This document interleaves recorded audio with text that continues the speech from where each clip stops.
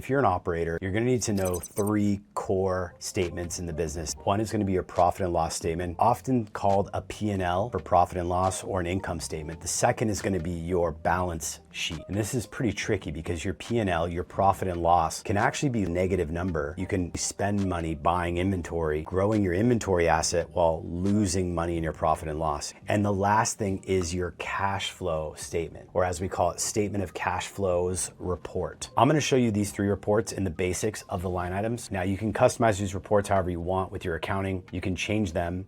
Accounting literally is accounts. So you can change the name of accounts, and that's what shows up in these reports, the movement across debits and credits, credits and debits. I'm not gonna get into the background of accounting. That's for a video for someone who is just a passionate accountant, but I'll teach you some fundamentals. These 3 statements you've gotta know as an operator, and if you don't know them, you are in big trouble. So this is one of the businesses that I have on screen that I'm recording, and this is a statement of cash flows. Essentially what this is any money I've put into this business or any money I've taken out, this is gonna show you the cash that the business started with, operating activities, what happened. So in this case, in Q1, the operating activities for this business lost $14,000 in overall cash in the business, and net cash provided by financial activities. And so you've got cash end of that period, and that's showing you the overall cash position. So 23,000 minus the 14,000 equals a net cash increase for the period of 9,700. So there you have it for how that looks. That's a statement of cash flow. Now the next report is going to be a balance sheet, and this kind of shows you your assets, your liabilities, anything you have as far as debt, stuff like that. So you can see here in the reporting that we have expanded out accounts. If this is the banking account, this might be another banking account. You've got like maybe your Shopify balance.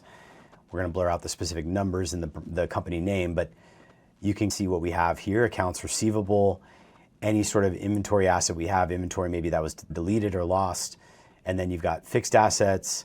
And so this is showing your total liabilities and your total equity, which is basically your net balance of assets in the business. So that's what this really is at $21,831. And this again is through QuickBooks Online. You can go to the reporting section. You can pull a balance sheet for the entity that you're trying to get the balance sheet for. All right, and the last one here is the profit and loss statement. P&L, income statement is often what it's called. It just shows your net income, which is essentially what you take home after all activities. This one has been the one that probably most people are obsessed with in terms of performance of a business, how profitable it is, how much money do you actually generate with this company. So you can look at this as your advertising spend being deducted from your product income and your cost of goods of your product. So you sell a product, say you sell a product for $50, the product is $10 to make, the cost of the goods for that product is $10. So you're actually netting the difference there, the $50 purchase price minus the $10 of goods. Then you've got shipping, packaging, and then you take off your advertising and your salary or your software or your Shopify fees or your commissions, and what you're left with is going to be your net income.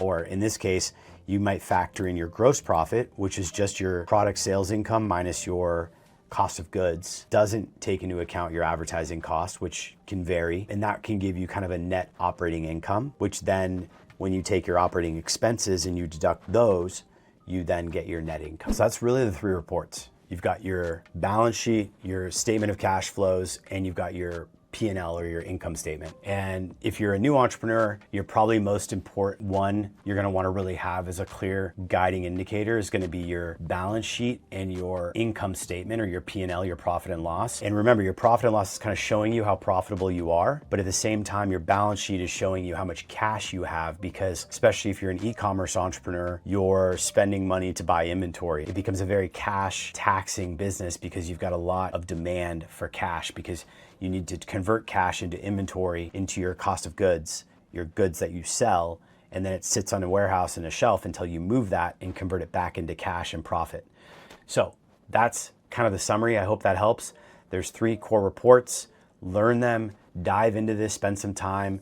Accounting for Dummies is a great book if you're interested in learning more about accounting. Most of this you can teach yourself if you just start playing around with QuickBooks Online. Set up a basic account and just connect the feeds with your banking and your sales channels. There's some nuance there we can talk about. If you want to get into the weeds on that, drop a comment below if you want to learn more about how to code the very specifics of the sales channels. But this should help you really get a better sense of what you need to know in a basic accounting format. And the real goal here is to set things up properly from the beginning so you can actually operate from this and know what your numbers are. Because if you're operating and you have no idea what you're actually making, you might see your numbers in your sales channels and go, we're selling a bunch, we're making a bunch of money.